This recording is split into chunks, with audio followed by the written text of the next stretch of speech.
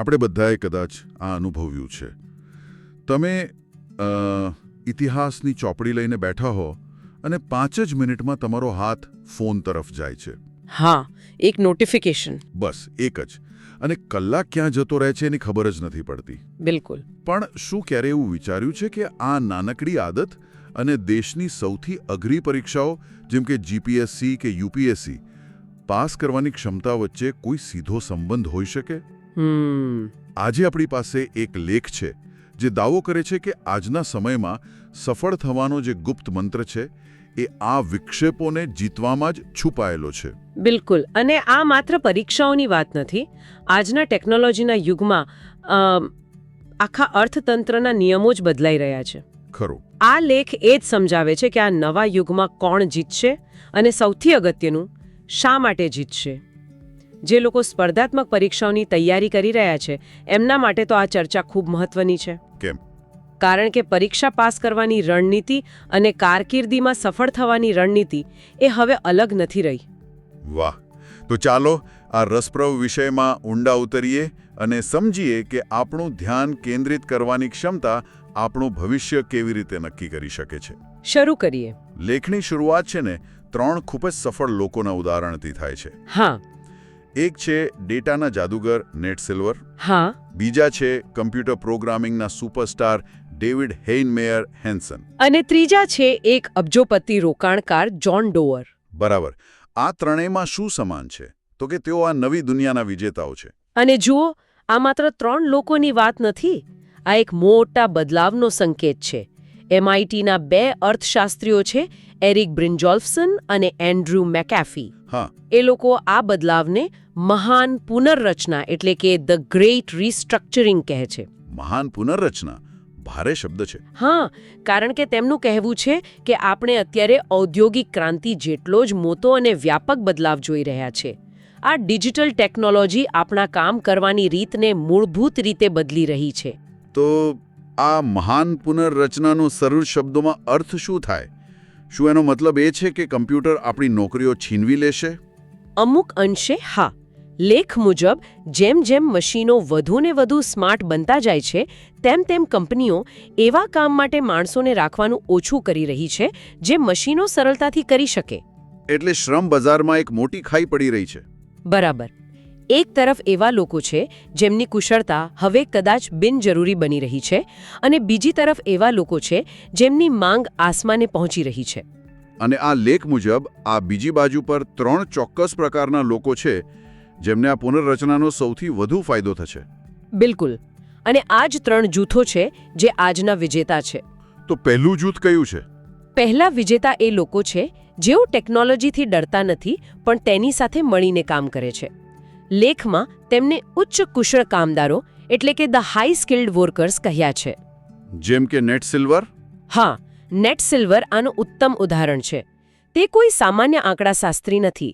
એ જાણે છે કે ડેટાના વિશાળ સમુદ્રમાંથી અર્થપૂર્ણ તારણો કેવી રીતે કાઢવા. એટલે એ મશીનોની ગણતરી કરવાની શક્તિ અને પોતાની માનવ સહજ સમજ બંનેનો ઉપયોગ કરે છે. એકદમ સાચું. અને એનાથી એવી આગાહીઓ કરે છે જે કોઈ એકલું મશીન કે માણસ ન કરી શકે. એટલે કે આ લોકો મશીનો સાથે સ્પર્ધા નથી કરતા પણ ભાગીદારી કરે છે. બરાબર. આલા તો સીધી જ સિવિલ સર્વિસની તૈયારી સાથે જોડાયેલી છે. કેવી રીતે? જો આજે એક IAS કે DYSP અધિકારીએ માત્ર કાયદા અને નિયમો નથી જાણવાના હોતા. એમને સરકારી યોજનાઓના ડેટાનું વિશ્લેષણ કરવું પડે છે. ગુનાખોરીના પેટર્નને સમજવા માટે ડેટાનો ઉપયોગ કરવો પડે છે. આર્થિક સર્વેક્ષણના આંકડાઓમાંથી નીતિ વિષયક નિર્ણયો લેવા પડે છે. એટલે હવે ડેટા સાથે કામ કરવાની ક્ષમતા એ કોઈ વિભોગ નથી પણ જરૂરિયાત છે. તમે એકદમ સાચું પકડ્યું. આ જ છે ઉચ્ચ કુશળતા. ચાલો હવે બીજા જૂથની વાત કરીએ. ઓકે. લેખ તેમને સુપરસ્ટાર્સ કહે છે. આ એવા લોકો છે જે પોતાના ક્ષેત્રમાં વિશ્વના શ્રેષ્ઠ લોકોમાંના એક છે. જેમ કે ડેવિડ હેન્સન. હા, જેમણે રૂબી ઓન રેલ્સ બનાવ્યું. બરાબર. એક પ્રોગ્રામિંગ ફ્રેમવર્ક છે જે આજે ટ્વિટર અને હુલુ જેવી સેંકડો મોટી વેબસાઇટ્સનો પાયો છે. પણ એક મિનિટ, સુપરસ્ટાર્સ તો હંમેશા રહ્યા છે. ગાયકો, ખેલાડીઓ, આમાં નવું શું છે? નવું એ છે કે ટેકનોલોજીએ ભૌગોલિક સીમાઓ ભૂંસી નાખી છે. પહેલાં કોઈ કંપનીને પ્રોગ્રામરની જરૂર હોય તો તે પોતાના શહેરના શ્રેષ્ઠ પ્રોગ્રામરને શોધતી.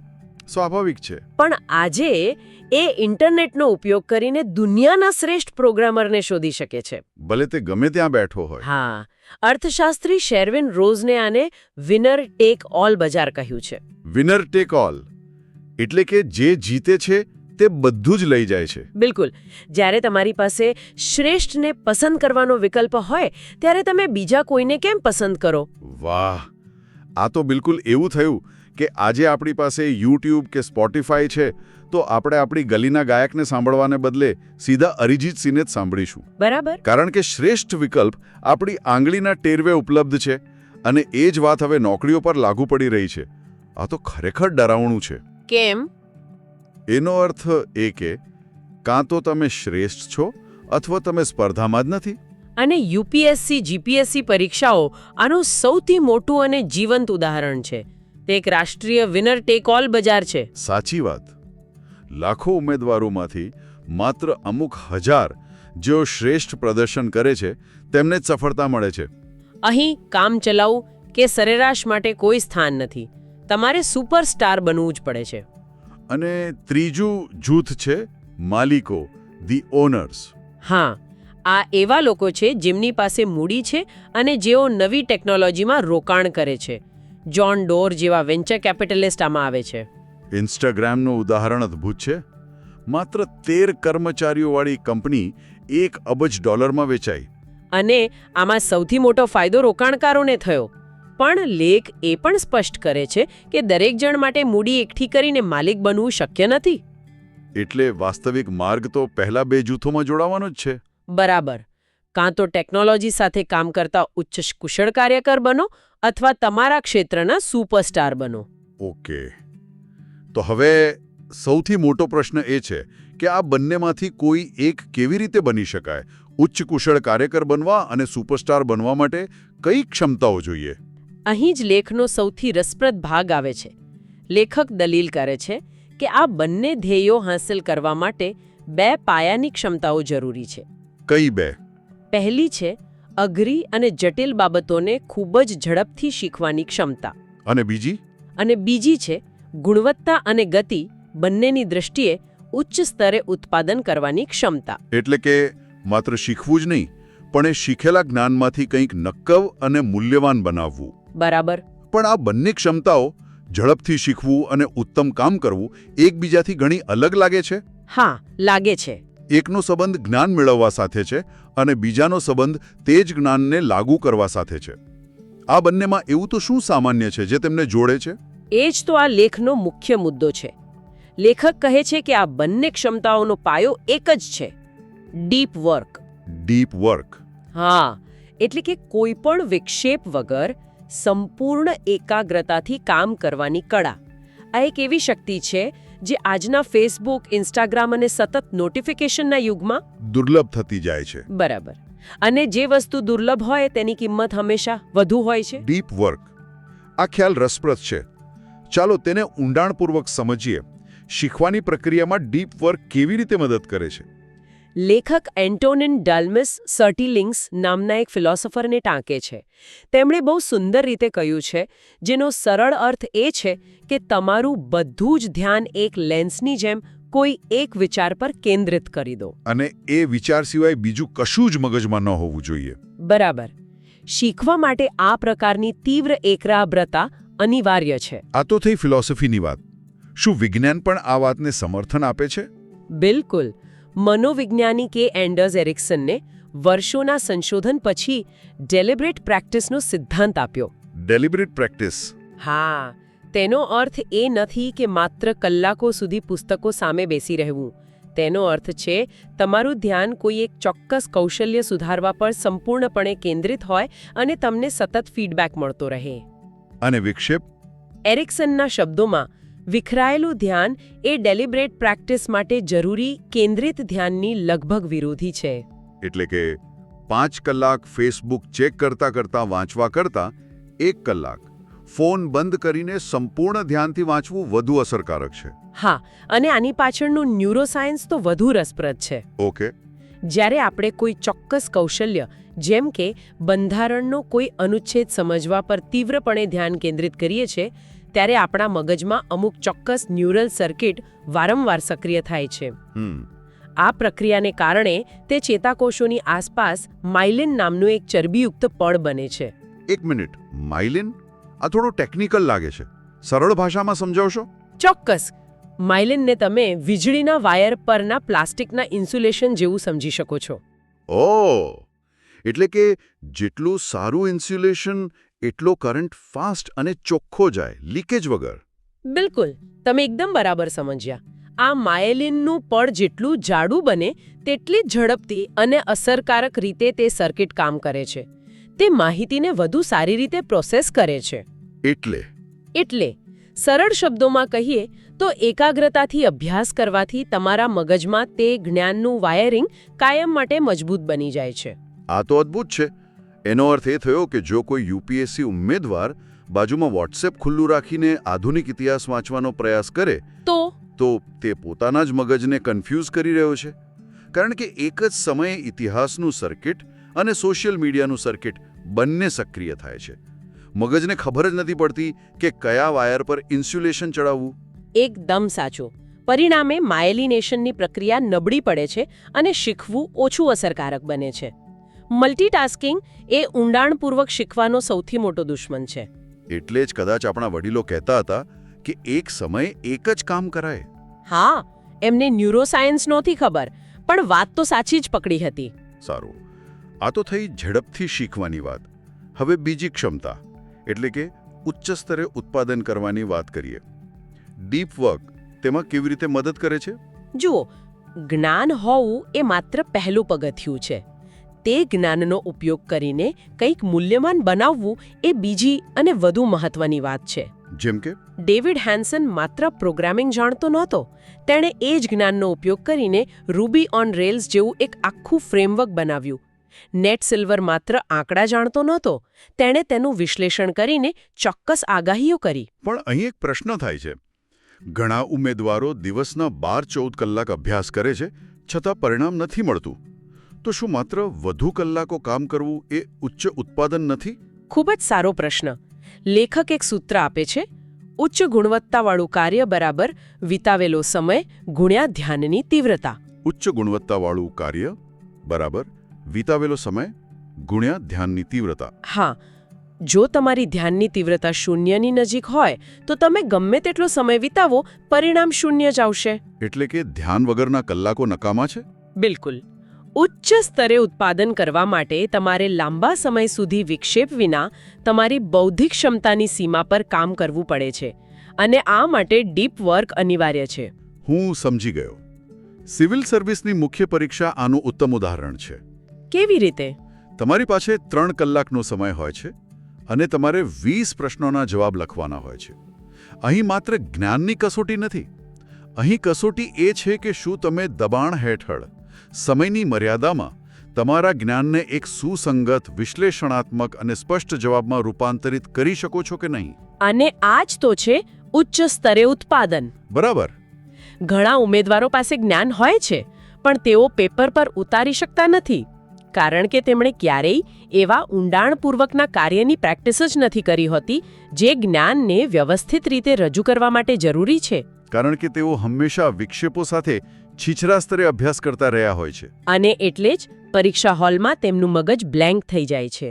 તો આખી ચર્ચાનો સાર એ જ છે કે ભલે તમે કોઈ પણ ક્ષેત્રમાં હોવ, જો તમારે આ નવી અર્થવ્યવસ્થામાં સફળ થવું હોય તો તમારે 2 વસ્તુઓ કરવી પડશે.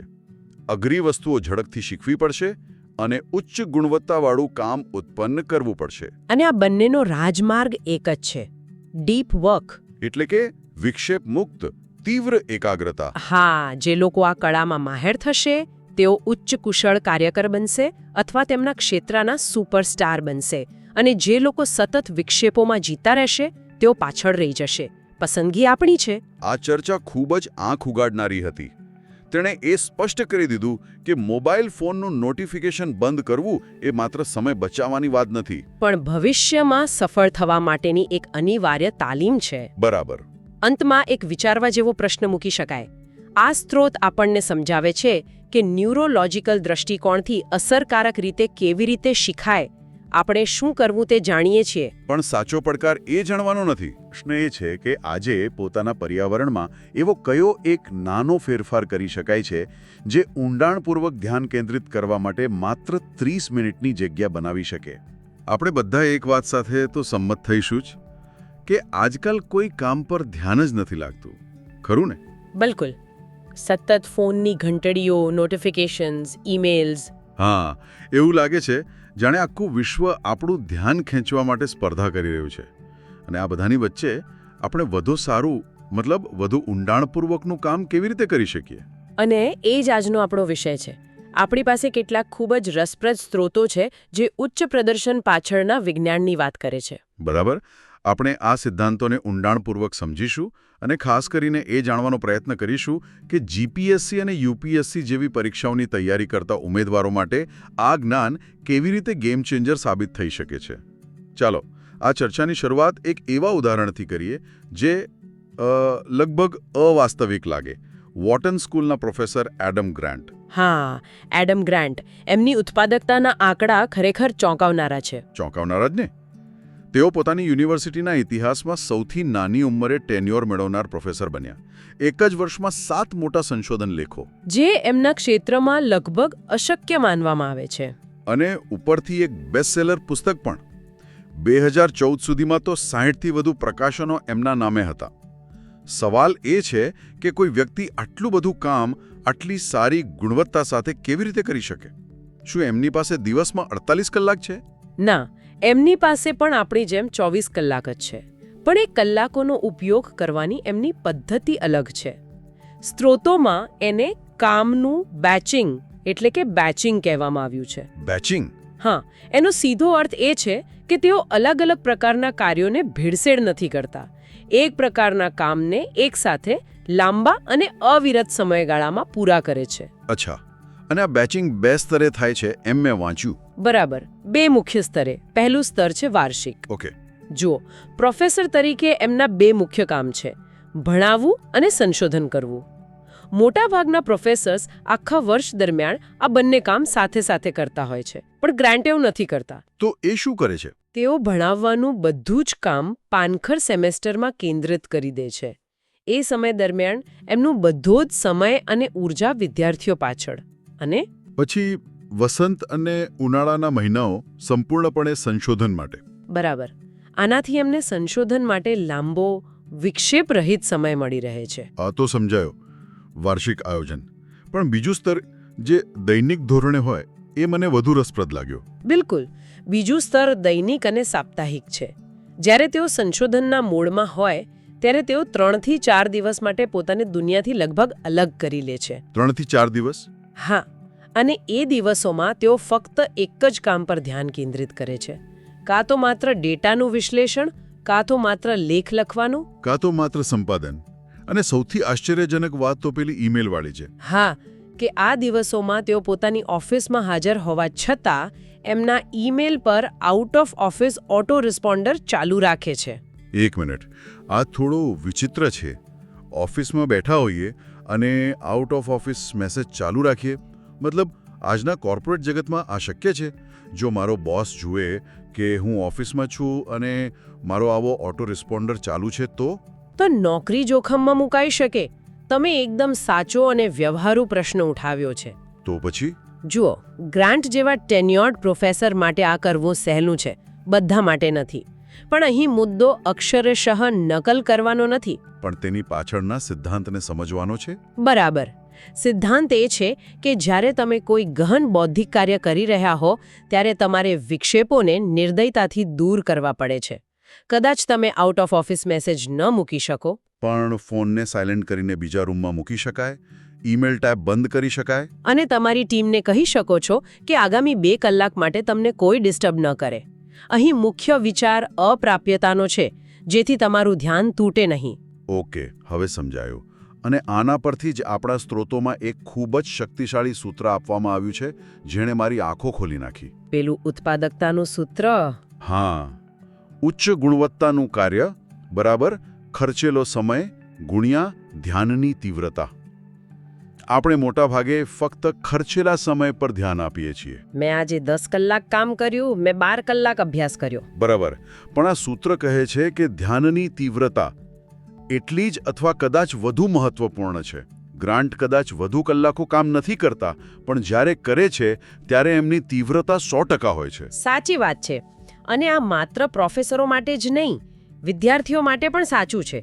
સ્ત્રોતોમાં કોલેજના વિદ્યાર્થીઓ પર થયેલા એક અભ્યાસનો ઉલ્લેખ છે.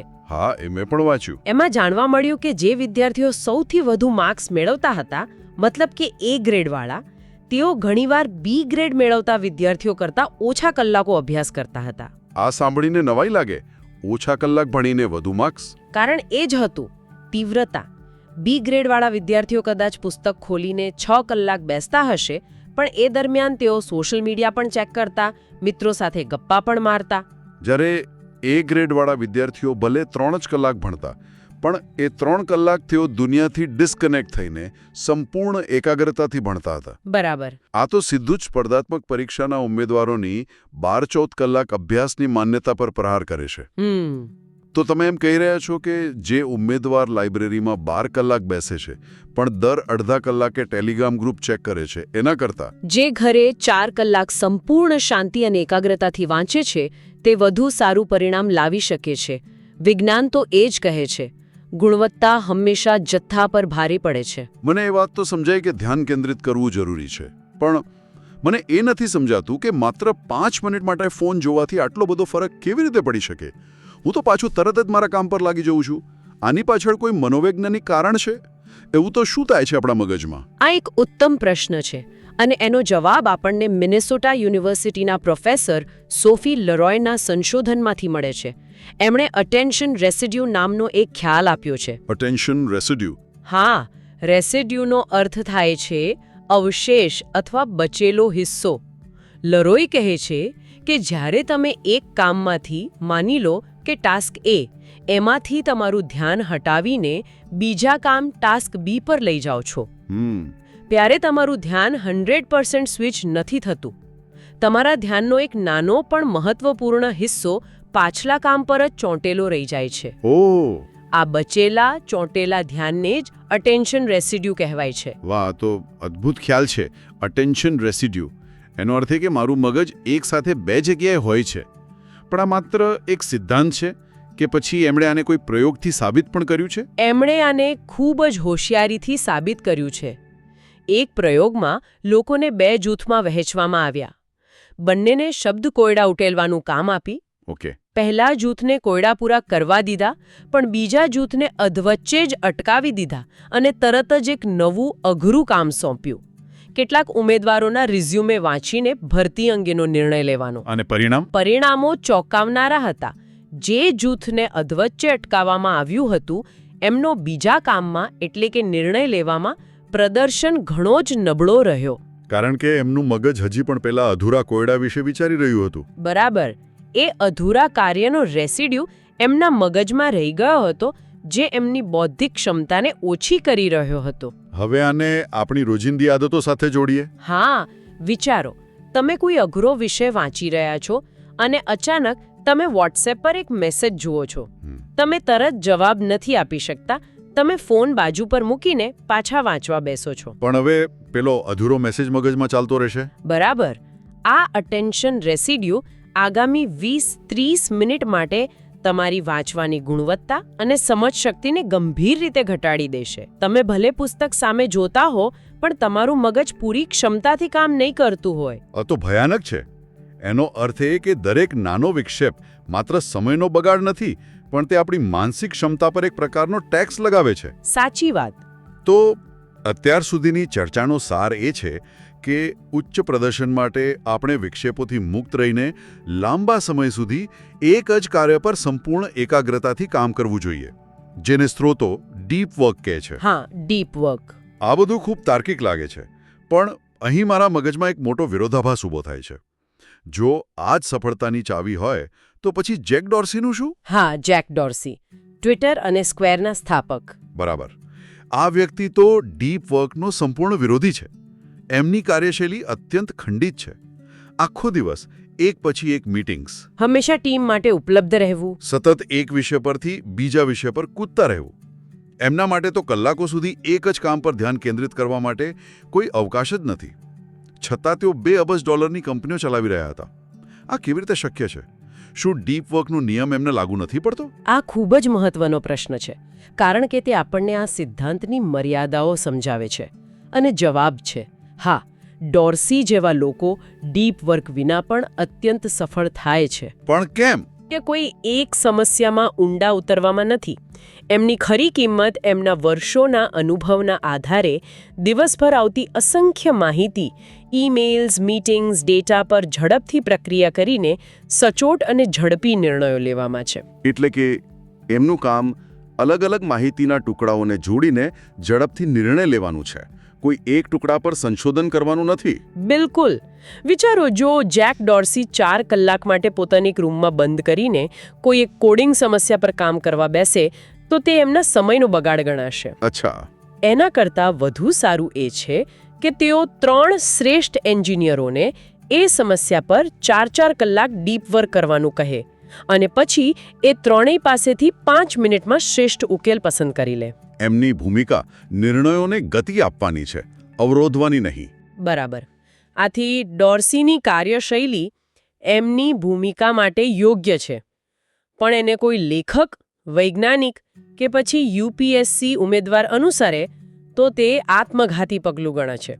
આ ખૂબ જ સ્પષ્ટ સમજૂતી છે. પણ આના પરથી મને એક નવો પ્રશ્ન થાય છે. આપણે કેવી રીતે નક્કી કરીએ કે આપણું કામ ડીપ છે કે શેલો? મને લાગે છે કે ઘણા મેનેજરો માનતા હશે કે એમનું કામ જેક ડોર્સી જેવું જ છે. અને આ એક સામાન્ય ગેરસમજ છે. સ્ત્રોતો ચેતવણી આપે છે કે તમારી નોકરીને બહુ જ જલ્દીથી નોન ડીપ કે શેલો તરીકે લેબલ ન કરવી. ફક્ત એટલા માટે કે તમારી વર્તમાન આદતો તમને સતત વિક્ષેપિત રાખે છે, એનો અર્થ એ નથી કે તમારું કામ ઊંડાણપૂર્વકના ધ્યાન વિના વધુ સારું ન થઈ શકે. આના કોઈ ઉદાહરણ છે? હા, સ્ત્રોતોમાં 2 ઉત્તમ ઉદાહરણો છે. પહેલું, મેનેજમેન્ટ કન્સલ્ટન્ટ્સ. તેઓ દ્રઢપણે માનતા હતા કે ગ્રાહકો માટે 24 કલાક ઉપલબ્ધ રહેવું અને તરત જ ઈમેલનો જવાબ આપવો એ જ એમની સફળતાની ચાવી છે. જે તાર્કિક પણ લાગે છે. હા, પણ જ્યારે એક પ્રયોગના ભાગરૂપે એમને અઠવાડિયામાં 1 દિવસ સંપૂર્ણપણે ઓફલાઈન રહેવાની ફરજ પાડવામાં આવી ત્યારે પરિણામોએ બધાને ચોંકાવી દીધા. શું થયું? એમની કાર્યક્ષમતા અને કામની ગુણવત્તામાં સુધારો થયો. એમને સમજાયું કે મોટાભાગના ઈમેલ્સ એટલા તાત્કાલિક નહોતા અને એ શાંત સમયમાં તેઓ સમસ્યાઓ વિશે વધુ સારી રીતે વિચારી શકતા હતા. અને બીજું ઉદાહરણ સોફ્ટવેર મેનેજરોનું હતું ખરું ને? હા, તેઓ પણ માનતા હતા કે એમની ભૂમિકા સતત કોડર્સ માટે ઉપલબ્ધ રહેવાની છે, પણ સ્ક્રમ જેવી આધુનિક પદ્ધતિઓ શું કહે છે? એ કહે છે કે સતત વિક્ષેપોને બદલે દિવસમાં એકવાર 15 મિનિટની સંરચિત મીટિંગ કરવી વધુ અસરકારક છે. બરાબર. આનાથી કોડર્સને લાંબા સમય સુધી વિક્ષેપ મુક્ત કોડિંગનો સમય મળે છે અને મેનેજરોને પણ વ્યૂહાત્મક રીતે વિચારવાનો સમય મળે છે. આ બતાવે છે કે ઘણીવાર સતત ઉપલબ્ધતા એ વાસ્તવિક જરૂરિયાત કરતાં એક ખરાબ આદત વધુ હોય છે. આખી ચર્ચાને હવે આપણે આપણા મુખ્ય શ્રોતાઓ જીપીએસસી અને યુપીએસસી જેવી સ્પર્ધાત્મક પરીક્ષાઓના ઉમેદવારો સાથે જોડીએ. અહીં તો કોઈ દ્વિધાને સ્થાન જ નથી. બિલકુલ નહીં. ઉમેદવારની ભૂમિકા જેક ડોર્સી જેવી નથી, પણ એડમ ગ્રાન્ટના સંશોધન સમય જેવી છે. એમનું એકમાત્ર અને મુખ્ય કાર્ય છે જટિલ માહિતીને વાંચવી, સમજવી, તેનું વિશ્લેષણ કરવું અને તેને લાંબા સમય સુધી યાદ રાખવી. આ 100% શુદ્ધ ડીપ વર્ક છે. એકદમ સાચી વાત. અહીં કોઈ અપવાદ નથી. ઉમેદવારો માટે પેલું સૂત્ર ઉચ્ચ ગુણવત્તાનું કાર્ય બરાબર ખર્ચેલો સમય ગુણ્યા ધ્યાનની તીવ્રતા ગીતાના શ્લોક જેટલું જ મહત્વનું હોવું જોઈએ. કલાકોની સંખ્યા ગણવાનું બંધ કરીને એકાગ્રતાની ગુણવત્તા માપવાનું શરૂ કરવું જોઈએ. અને સોશિયલ મીડિયાથી થતા અટેન્શન રેસિડ્યુથી બચવું એ સફળતા માટે અનિવાર્ય છે. દર 15 મિનિટે વોટ્સએપ ચેક કરવું એ માત્ર 2 મિનિટનો બગાડ નથી. જેમ આપણે જોયું, તે આગામી અડધા કલાક માટે તમારા મગજની કાર્યક્ષમતા ઘટાડી દેશે. આ વિજ્ઞાનને સમજવું એ તૈયારીની વ્યૂહરચનાનો એક અભિન્ન અંગ હોવો જોઈએ. તો આજની આ ઊંડાણપૂર્વકની ચર્ચાનો સાર એ છે કે જ્ઞાન આધારિત કાર્યમાં શ્રેષ્ઠતા મેળવવા માટે ડીપ વર્ક અનિવાર્ય છે. આપણે ઉત્પાદકતાના સૂત્રને સમજ્યું, અટેન્શન રેસિડ્યુ પાછળના વિજ્ઞાનને જાણ્યું, અને જેક ડોર્સીના ઉદાહરણ દ્વારા આપણે સમજ્યું કે આપણી ભૂમિકાને ઓળખીને યોગ્ય કાર્યશૈલી અપનાવવી કેટલી મહત્વપૂર્ણ છે. બરાબર. તમે બધા મુદ્દાઓને ખૂબ જ સરસ રીતે આવરી લીધા. આ ચર્ચાના અંતે શ્રોતાઓ માટે એક વિચારવા જેવો પ્રશ્ન મૂકવા માંગુ છું. જરૂર. પ્રશ્ન એ છે કે શું આપણી આસપાસની ટેકનોલોજી અને કાર્યસ્થળની સંસ્કૃતિ જે સતત કનેક્ટિવિટીની અપેક્ષા રાખે છે તે આપણને સામૂહિક રીતે ડીપ વર્ક કરવાની ક્ષમતાથી વંચિત કરી રહી છે? રસપ્રદ પ્રશ્ન છે. અને જો આ સાચું હોય તો શું ભવિષ્યમાં ઊંડાણપૂર્વક એકાગ્રતાથી કામ કરવાની ક્ષમતા એક અત્યંત દુર્લભ અને તેથી અત્યંત મૂલ્યવાન કૌશલ્ય બની જશે?